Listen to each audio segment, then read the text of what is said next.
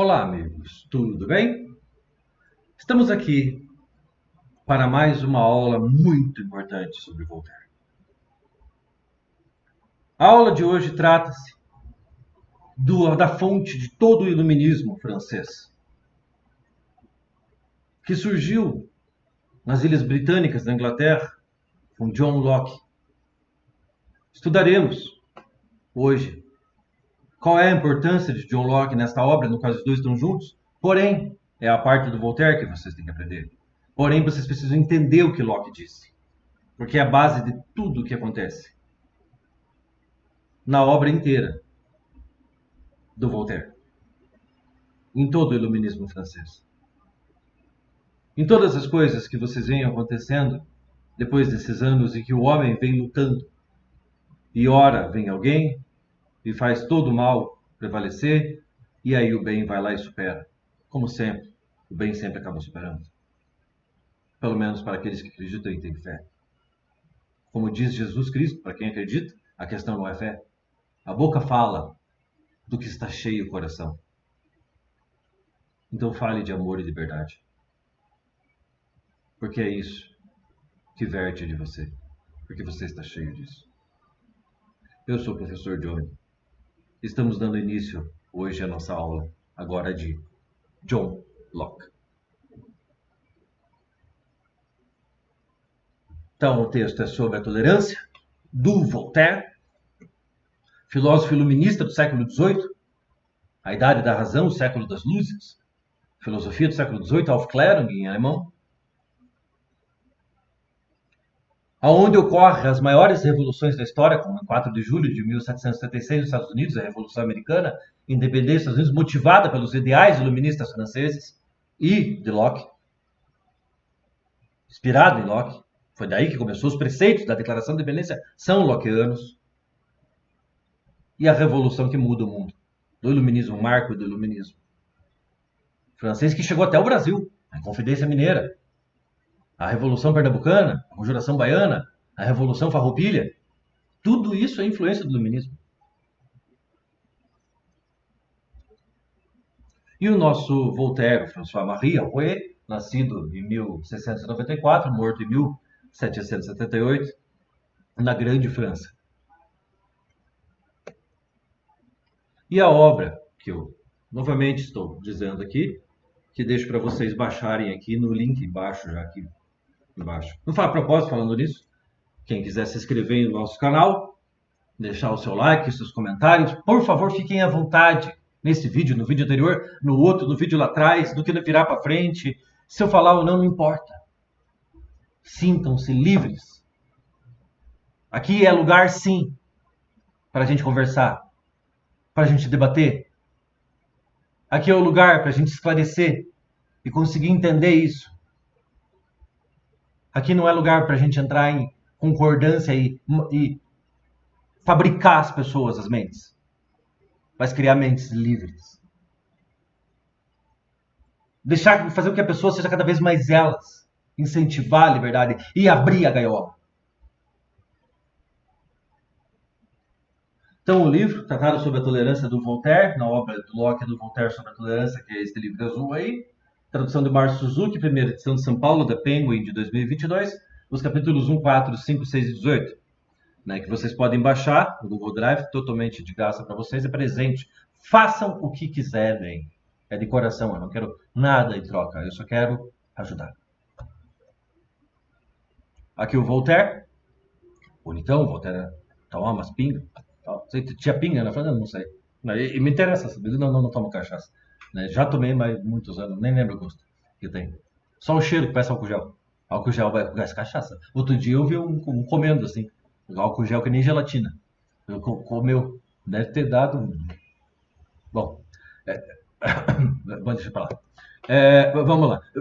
John Locke. Vamos falar de John Locke. John Locke foi um dos maiores filósofos da história. Ele não é tão grande quanto Sócrates, Platão, Aristóteles. O Descartes foi maior do que Locke, apesar de o empirismo do Locke parecer sobrepor totalmente o racionalismo descartesiano. Porém, hoje, nós temos os dois lados em matemática, como fica. Hoje, o estruturalismo pós-Kant, né, nós pensamos, é uma junção dos dois. Então foi graças ao Descartes que houve o Locke. Locke é uma lua, e Descartes é o planeta. Descartes é o Sol do sistema solar dessa época moderna.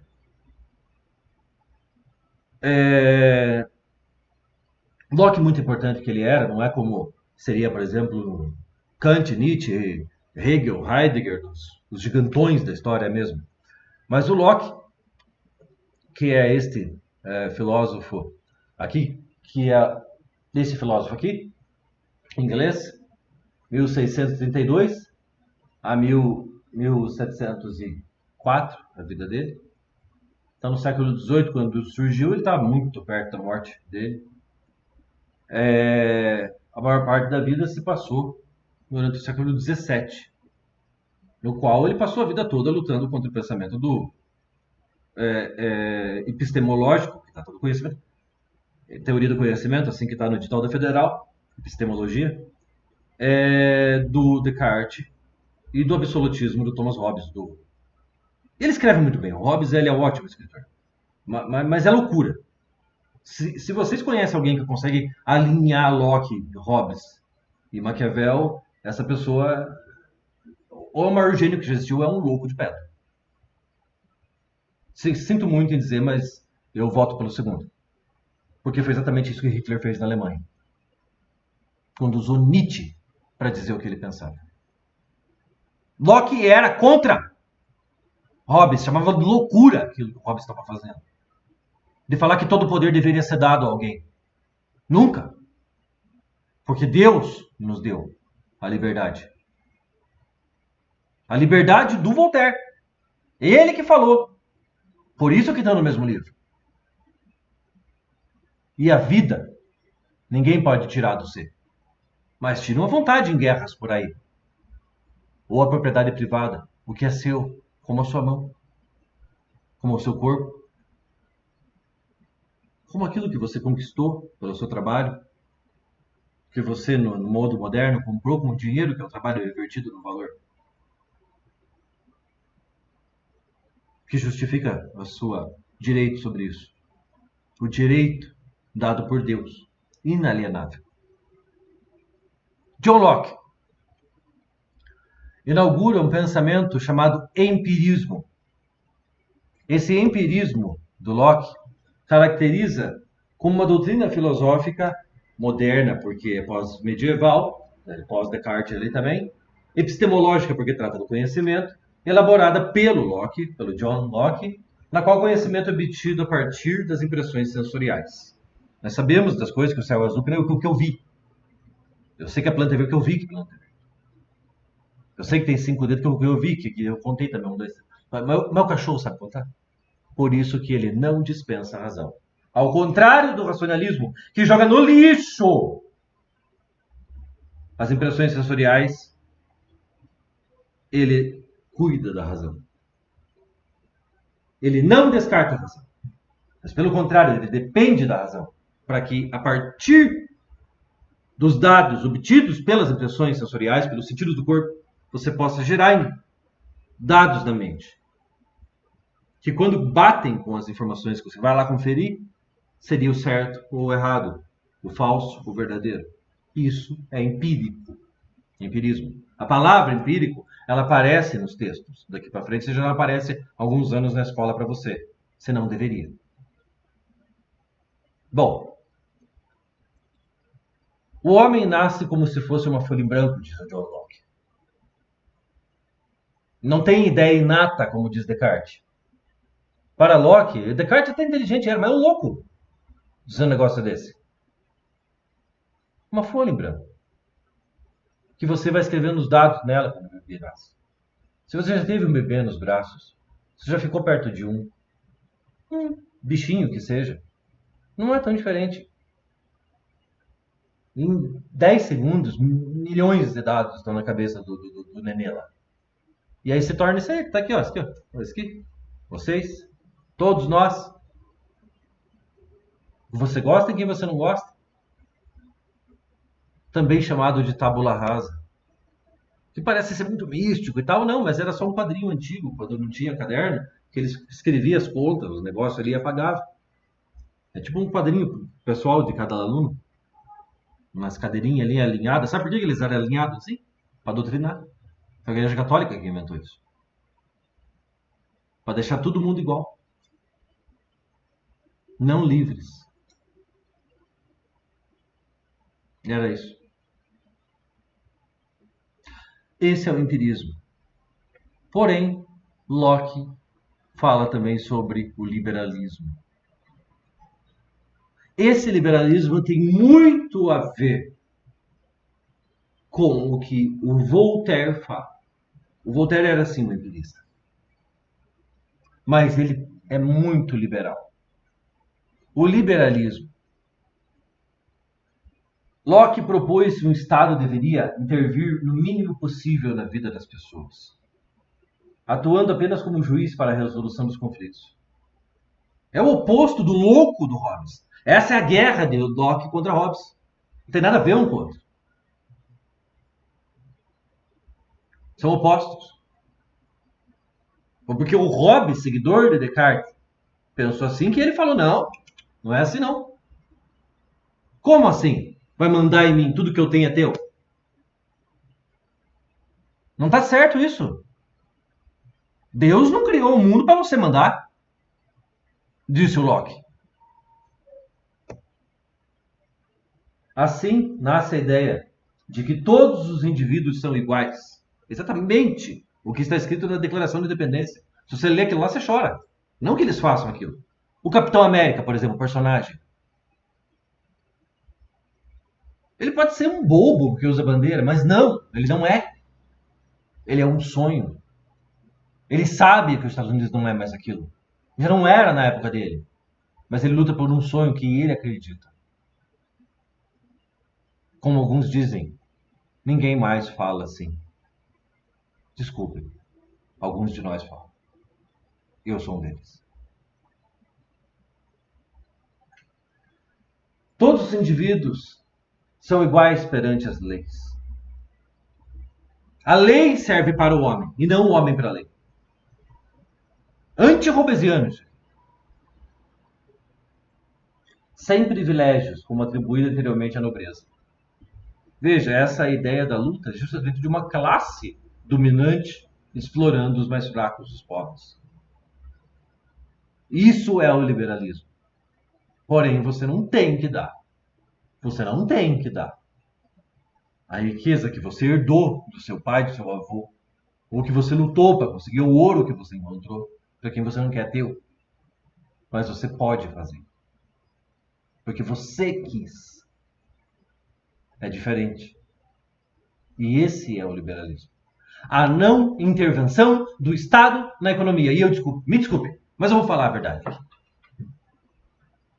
Não existe liberalismo hoje. Se alguém fala que é liberal, tá errado, tá mentindo. É mentira. Porque hoje há sim intervenção do Estado na economia, no pagamento de impostos. Isso é neoliberalismo, não é liberalismo. Foi no crack da Bolsa de Nova York em 29, na quebra da Bolsa lá, fodeu o mundo inteiro. Que eles perceberam que tinha que controlar, porque senão o homem, todo mundo ia enfiar o dinheiro tudo nos cu das vacas. Ia abandonar as plantações tudo a secando. Então tinha que ter um tipo de controle para manter um Estado, para manter um país pequeno, uma cidade ou talvez até um mundo. Isso é o neoliberalismo. Então a palavra liberal está errada hoje. Nesse sentido. Você pode falar, mas com uma aspa do lado explicando muito bem o que você está querendo dizer com isso. Porque se você não explicar, já deve estar errado. Ou você não sabe. Você vai acreditar que você não sabe? Em quem não sabe, ou quem mente para você e sabe, mesmo sabendo? Pior ainda, né? Bom, isso aqui é uma síntese do texto de Locke, segundo o Tratado sobre o Governo, do qual Voltaire devorou. Segundo John Locke, Deus deu direitos alienáveis para cada um de nós. 3 direitos. O direito à vida, a liberdade para a busca da felicidade. A gente vê Abraham Lincoln falando isso. A gente vê isso na Declaração de Independência. Thomas Jefferson falando isso. E a propriedade privada, aqui atrás de mim. Propriedade privada, o celular, o relógio, o cabelo é sagrado. Isso aqui é sagrado. Isso aqui corta o resto, mas isso aqui não, Deus o livre. Pode cortar o resto, tudo, não, melhor não falar. Propriedade privada. Isso é o liberalismo do Voltaire. Essa é a liberdade política que o Voltaire está trazendo para a França iluminista. Que sem querer nasce com o Locke. Sem querer, o Locke criou as bases do que viria a ser iluminista. Por isso que por muitos é considerado o primeiro iluminista, mesmo sendo antes do seu tempo. Mas sim, ele merece isso. Por ele ser anti-robesiano. E por ser essa pessoa que lutou a favor da liberdade e da vida. E é isso que a UFPR quer. A Universidade Federal do Paraná, como instituição, quer. Isso.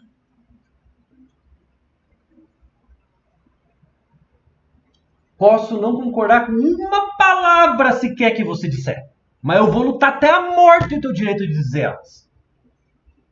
Falou a Evelyn Beatrice Hall.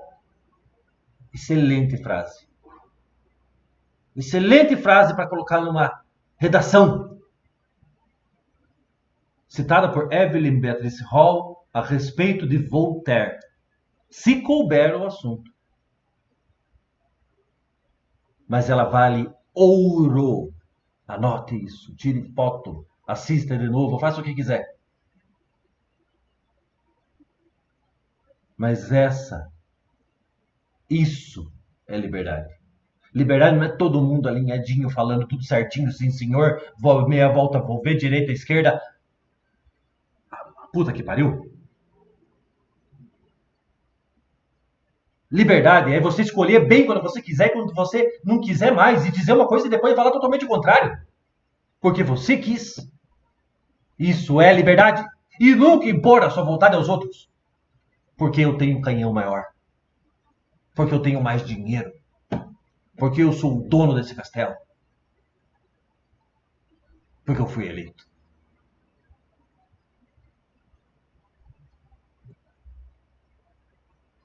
E aí, amigos, temos esse momento histórico.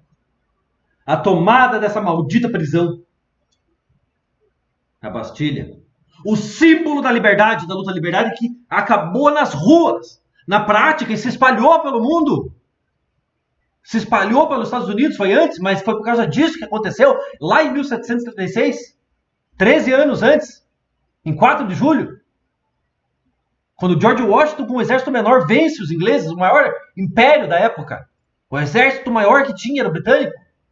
Dominava os mares. Chega no Brasil, ocorre a Revolução Farroupilha, a Inconfidência Mineira, o Tiradentes, a Conjuração Baiana, a Revolução Pernambucana. Tudo isso por causa disso aqui, ó. O iluminismo. A gente vê figuras como Giuseppe Garibaldi, Anita Garibaldi, heróis, paladinos da liberdade, expulsos de sua terra, como era a Itália, porque lutavam pela liberdade. Mas foi lutar lá na puta que pariu no Brasil, para ajudar um povo a se livrar do Império do Brasil, no caso. Estou falando dos farrapos, Rio Grande do Sul, Santa Catarina. E aí tinha até Curitiba, que entrava no rolo aí, mas não chegava muito longe. Às vezes não dava. Mas isso é muito importante. E a liberdade, como eu disse na aula passada, ela pode ser algo que você já desistiu e deixou para trás. E é um sonho há muito tempo abandonado, pois eu falo, levante-se e volte, mesmo com cabelos brancos. Lutem e peguem de novo. Peguem de novo. E corram atrás dos sonhos que há muito você deixara para trás. Pois você pode não estar dentro da liberdade e viver um mundo de opressão e pregar a opressão, mas ela está dentro de você. Porque o amor é a força mais poderosa da natureza. O amor.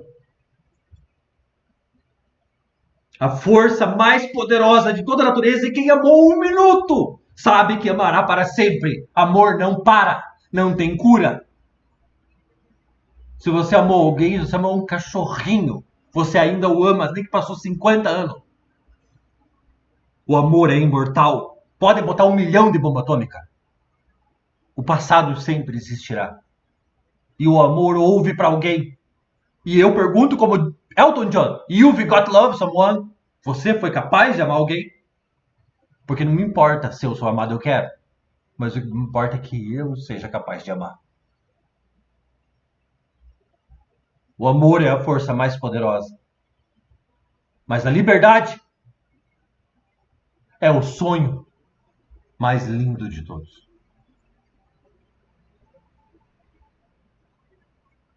É isso, amigos, que eu tinha para vocês hoje.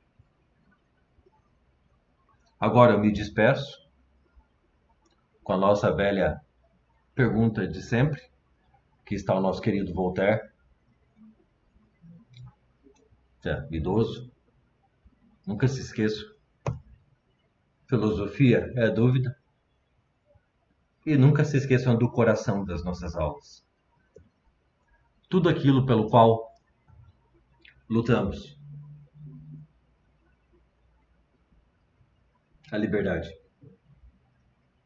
Para que você quer entrar na federal? Para ser rei? Para escravizar os outros? Para explorar? Ou para ajudar esse mundo a ser um pouco melhor? Para ajudar a si mesmo e sua família? Seus amigos e um círculo cada vez maior? Pois eu vou contar uma coisa para vocês. Alguns de nós, a grande maioria, nascem cuidando de um círculo que não é muito maior do que o alcance dos seus braços abertos. E é isso que é a vida dele até ele morrer. Um outro número de pessoas, um pouco menor, bem menor na verdade, mas ainda assim acha, vem como maior essa esfera. Não apenas o tamanho dos nossos braços abertos, mas uma esfera que abrange uma casa toda. Às vezes uma quadra. Às vezes não tanto assim. E alguns poucos de nós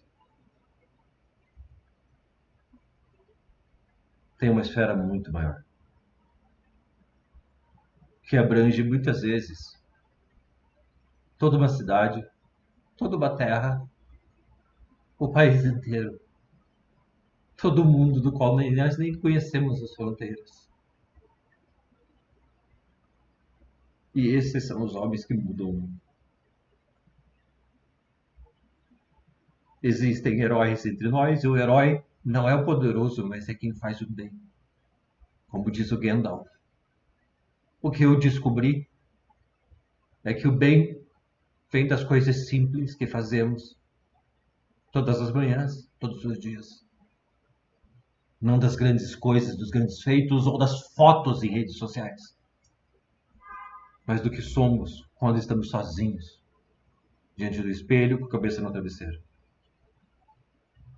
Com isso, eu me despeço de vocês. Tchau, amigos. Liberdade sempre. Com amor.